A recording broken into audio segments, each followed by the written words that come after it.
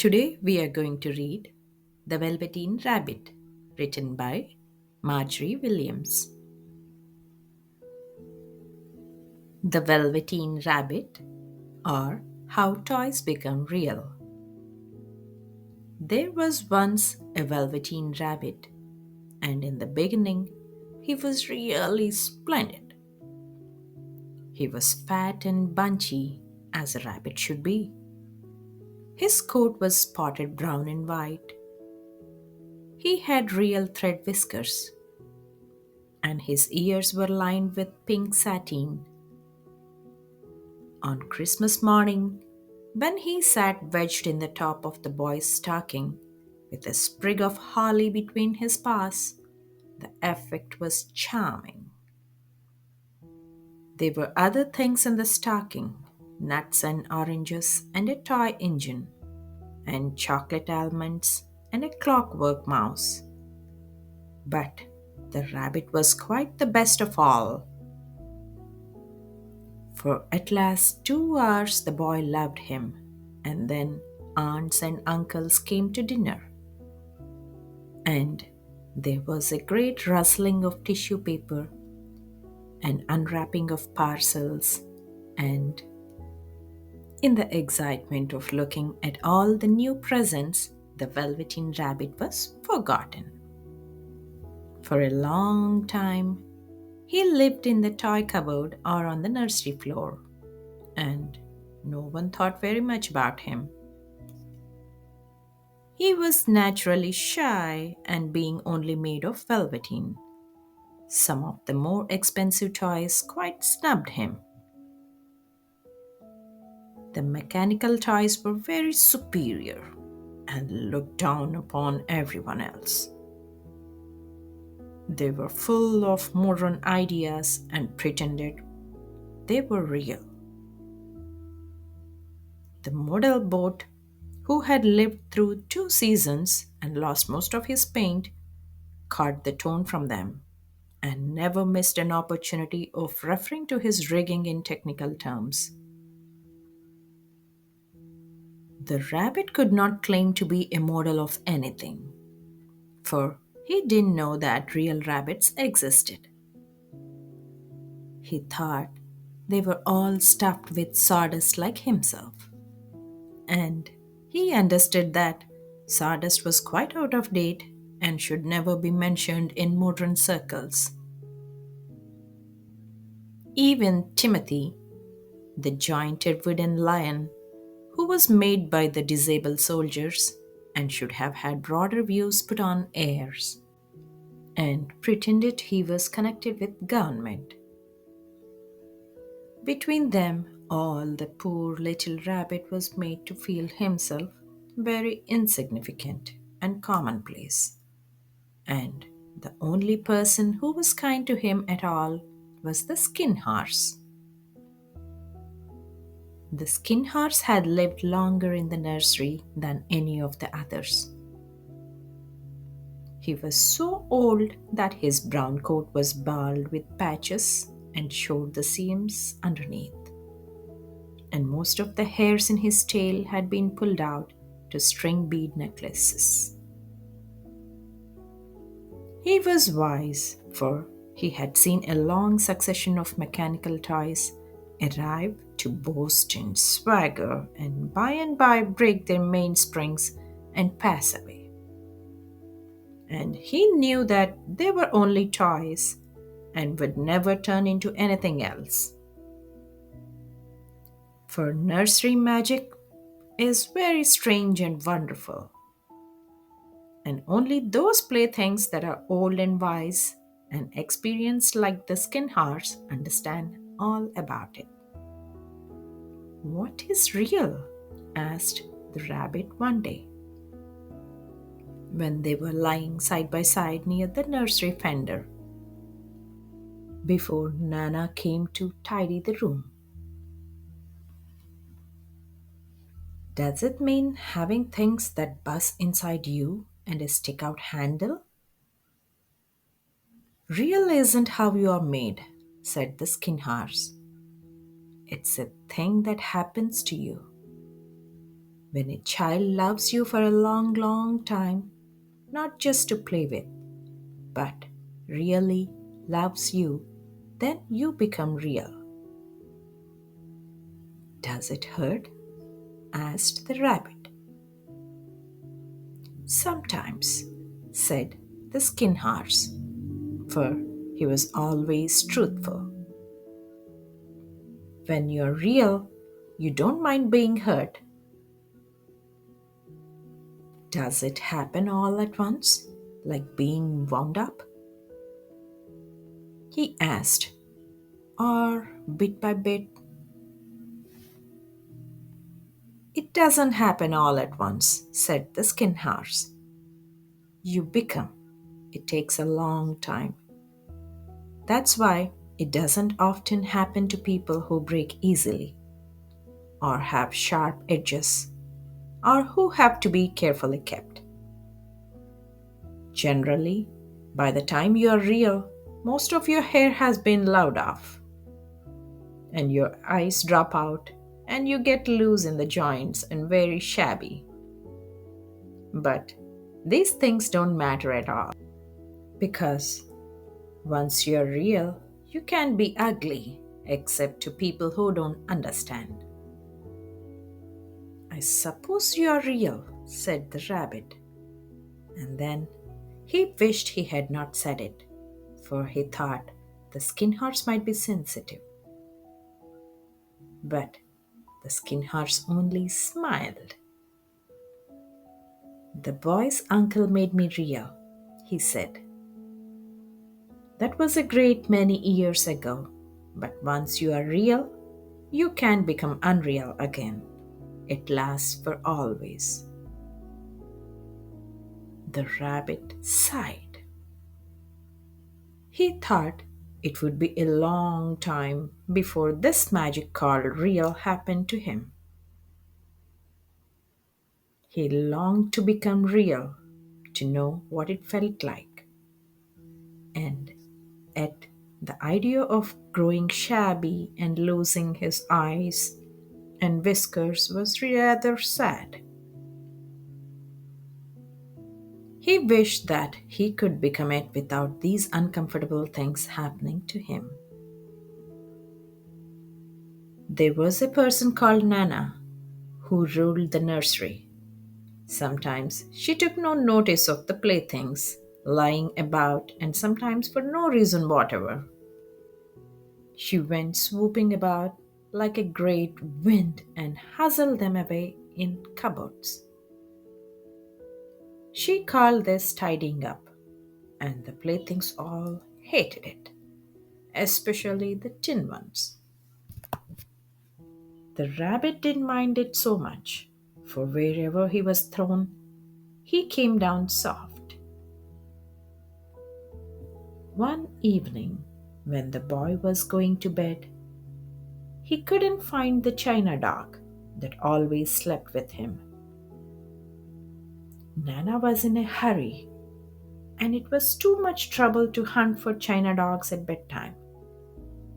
So she simply looked about her, and seeing that the toy cupboard door stood open, she made a swoop.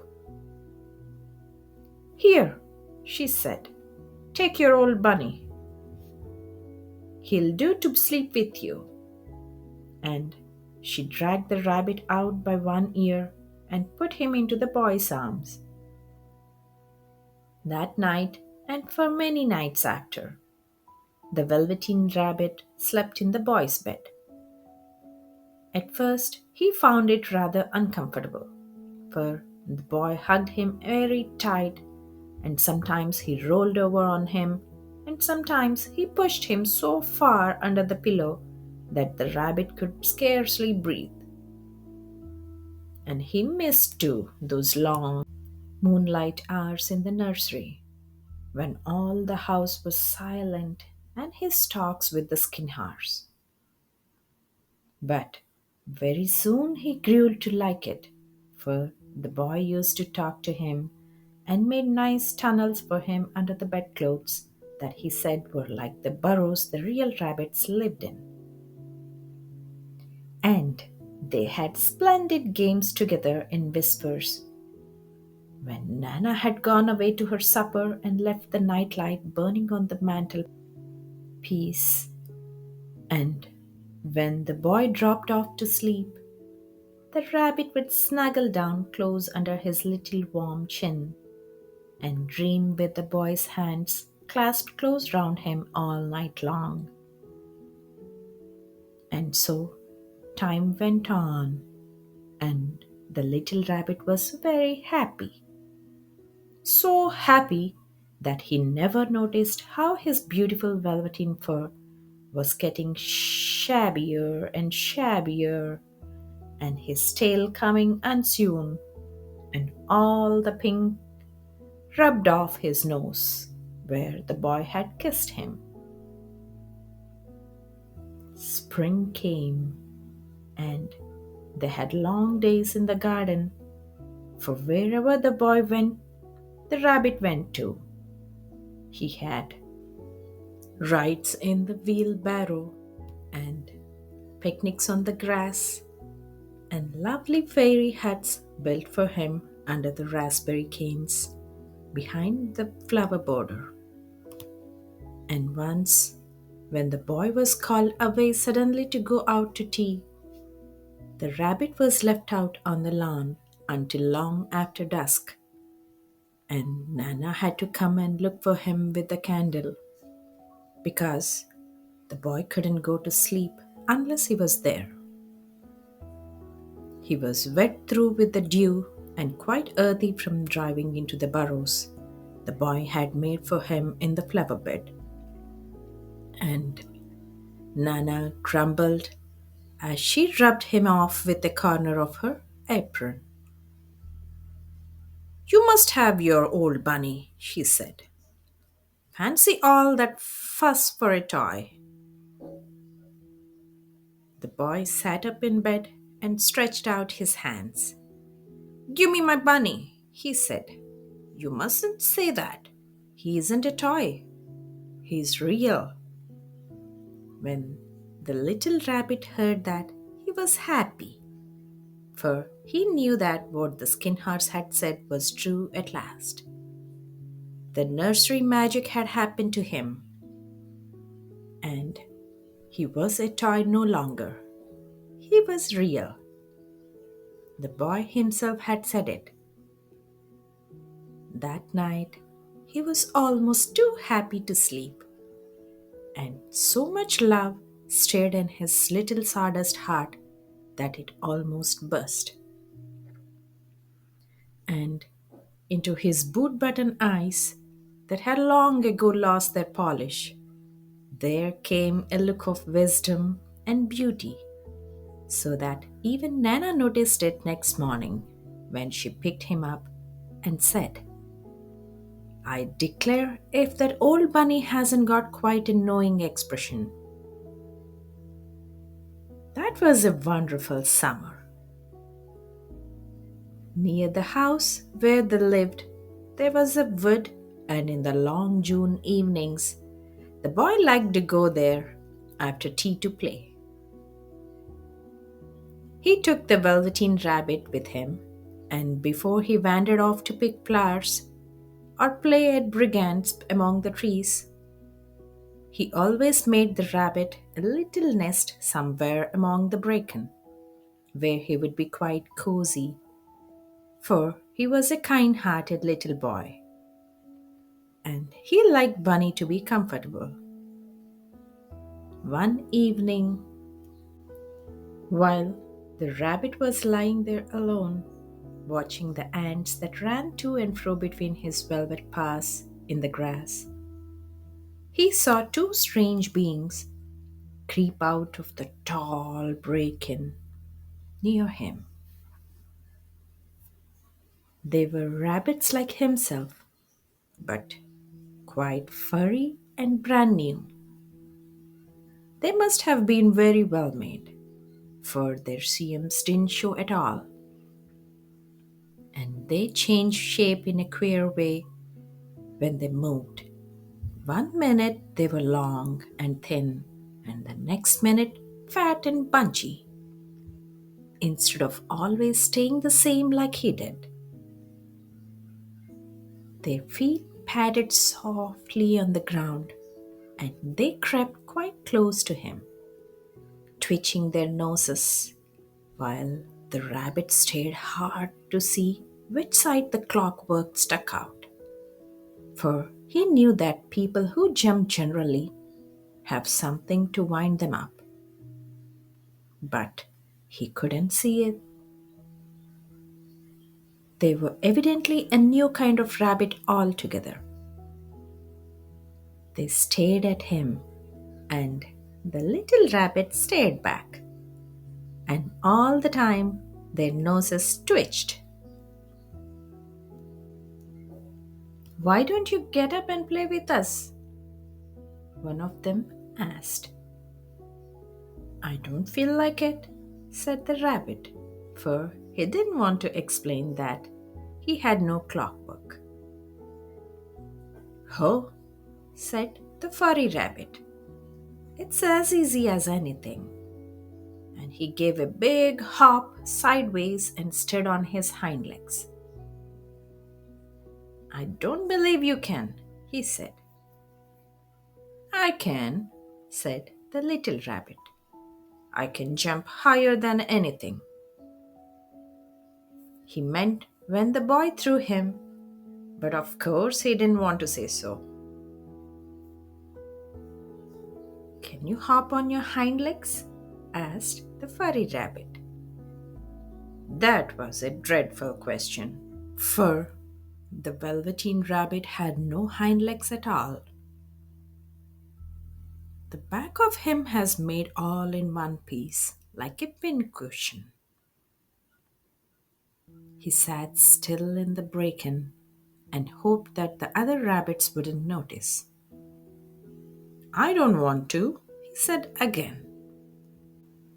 But the wild rabbits have very sharp eyes, and this one stretched out his neck and looked.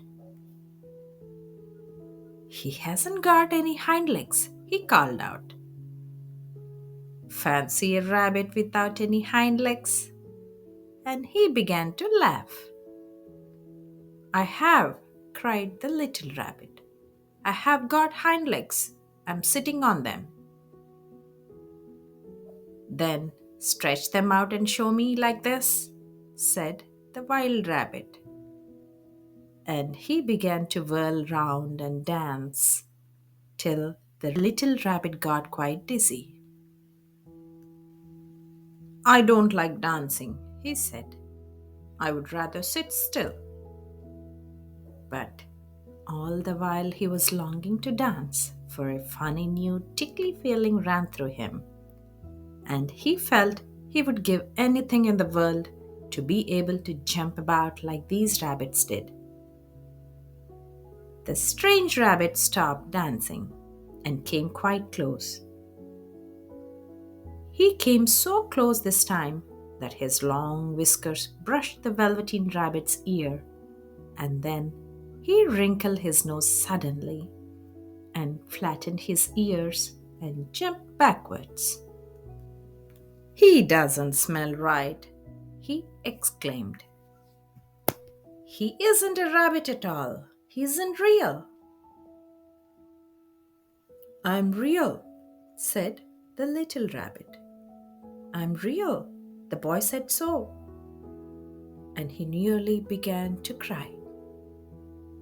Just then, there was a sound of footsteps, and the boy ran past near them, and with a stamp of feet and a flash of white tails, the two strange rabbits disappeared.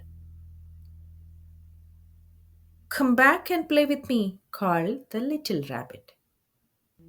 "Oh, do come back. I know I'm real." But there was no answer. Only the little ants ran to and fro, and the bracken swayed gently where the two strangers had passed. The Velveteen Rabbit was all alone. "Oh dear," he thought. "Why did they run away like that?" Why couldn't they stop and talk to me? For a long time, he lay very still, watching the break in and hoping that they would come back. But they never returned, and presently the sun sank lower and the little white moths fluttered out, and the boy came and carried him home.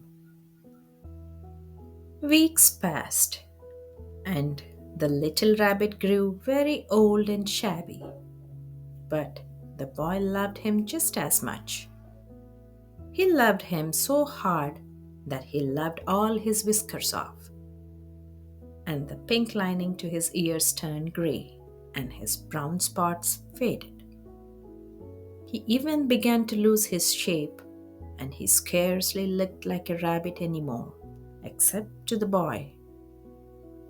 To him, he was always beautiful, and that was all about that the little rabbit cared about. He didn't mind how he looked to other people because the nursery magic had made him real. And when you're real, shabbiness doesn't matter. And then one day the boy was ill. His face grew very flushed and he talked in his sleep. And his little body was so hot that it burned the rabbit when he held him close. Strange people came and went in the nursery, and a light burned all night, and through it all the little velveteen rabbit lay there, hidden from sight under the bedclothes. And he never stirred, for he was afraid that if they found him, someone might take him away, and he knew that the boy needed him. It was a long, weary time, for the boy was too ill to play, and the little rabbit found it rather dull with nothing to do all day long.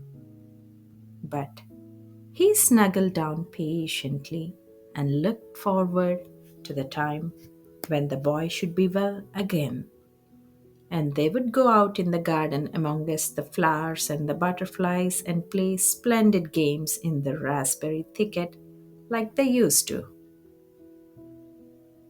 All sorts of delightful things he planned, and while the boy lay half asleep, he crept up close to the pillow and whispered them in his ear.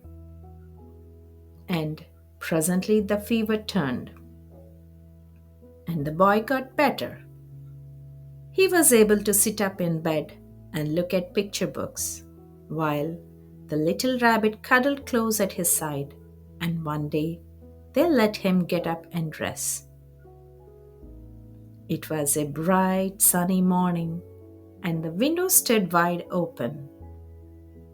They had carried the boy out onto the balcony, wrapped in a shawl, and the little rabbit lay tangled up among the bedclothes, thinking. The boy was going to the seaside tomorrow. Everything was arranged, and now it only remained to carry out the doctor's orders. They talked about it all, while the little rabbit lay under the bedclothes with just his head peeping out and listened. The room was to be disinfected, and all the books and toys that the boy had played with in bed must be burnt. Hooray! Thought the little rabbit. Tomorrow we shall go to the seaside. For the boy had often talked of the seaside, and he wanted very much to see the big waves coming in, and the tiny crabs and the sand castles. Just then, Nana caught sight of him. How about this old bunny? She asked. That, said the doctor. Why, it's a mass of scarlet fever germs. Burn it at once. What? Nonsense! Get him a new one. He mustn't have that anymore. And so The little rabbit was put into a sack with the old picture books and a lot of rubbish and carried out to the end of the garden behind the fowl house. That was a fine place to make a bonfire, only the gardener was too busy just then to attend to it. He had the potatoes to dig and the green peas to gather. But next morning he promised to come quite early and burn the whole lot. That night the boy slept in a different bedroom and he had a new bunny to sleep with him. It was a splendid bunny, all white plush with real glass eyes. But the boy was too excited to care very much about it. For tomorrow he was going to the seaside, and that in itself was such a wonderful thing that he could think of nothing else. And while the boy was asleep, dreaming of the seaside, the little rabbit lay among the old picture books in the corner behind the fowl house, and he felt very lonely. The sack had been left untied, and so, by wriggling a bit, he was able to get his head through the opening and look out. He was shivering a little, for he had always been used to sleeping in a proper bed, and by this time his coat had worn so thin and threadbare from hugging that it was no longer any protection to him. Nearby, he could see the thicket of raspberry canes growing tall and close like a tropical jungle, in whose shadow he had played with the boy on bygone mornings. He thought of those long sunlit hours in the garden, how happy they were, and a great sadness came over him.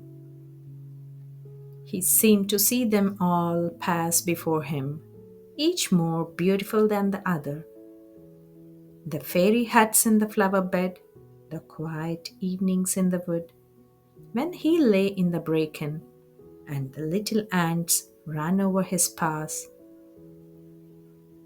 The wonderful day when he first knew that he was real. He thought of the skin horse, so wise and gentle, and all that he had told him.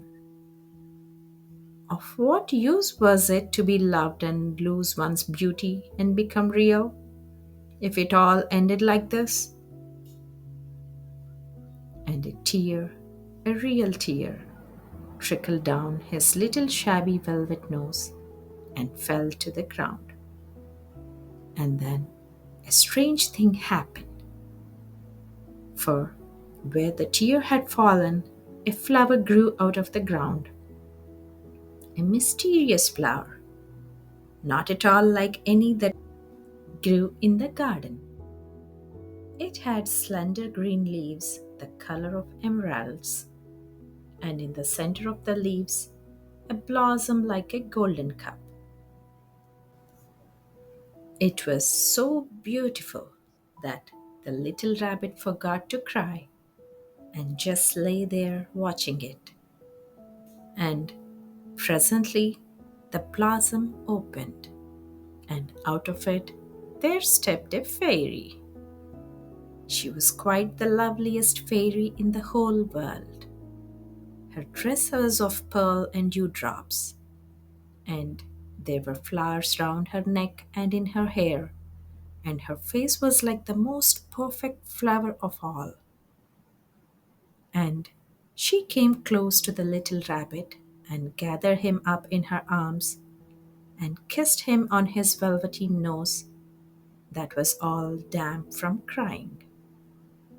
Little rabbit, she said, don't you know who I am? The rabbit looked up at her, and it seemed to him that he had seen her face before, but he couldn't think where. I'm the nursery magic fairy, she said. I take care of all the playthings that the children have loved. When they are old and worn out and the children don't need them anymore, Then I come and take them away with me and turn them into real. Wasn't I real before? Asked the little rabbit. You were real to the boy, the fairy said, because he loved you. Now you shall be real to everyone. And she held the little rabbit close in her arms and flew with him into the wood. It was light now, for the moon had risen. All the forest was beautiful, and the fronds of the bracken shone like frosted silver. In the open glade between the tree trunks, the wild rabbits danced with their shadows on the velvet grass. But when they saw the fairy, they all stopped dancing and stood round in a ring to stare at her. I have brought you a new playfellow, the fairy said. You must be very kind to him and teach him all he needs to know in Rabbitland, for he is going to live with you forever and ever. And she kissed the little rabbit again and put him down on the grass. Run and play, little rabbit, she said. But the little rabbit sat quite still for a moment and never moved. For when he saw all the wild rabbits dancing around him, he suddenly remembered about his hind legs, and he didn't want them to see that he was made all in one piece. He did not know that when the fairy kissed him that last time, she had changed him altogether. And he might have sat there a long time, too shy to move, if just then something hadn't tickled his nose, and before he thought what he was doing, he lifted his hind toe to scratch it. And he found that he actually had hind legs. Instead of dingy velveteen, he had brown fur, soft and shiny. His ears twitched by themselves, and his whiskers were so long that they brushed the grass. He gave one leap, and the joy of using those hind legs was so great that he went springing about the turf on them, jumping sideways and whirling round as the others did. And he grew so excited that when at last he did stop to look for the fairy, she had gone. He was a real rabbit at last, at home with the other rabbits. Autumn passed, and winter, and in the spring, when the days grew warm and sunny, the boy went out to play in the wood behind the house.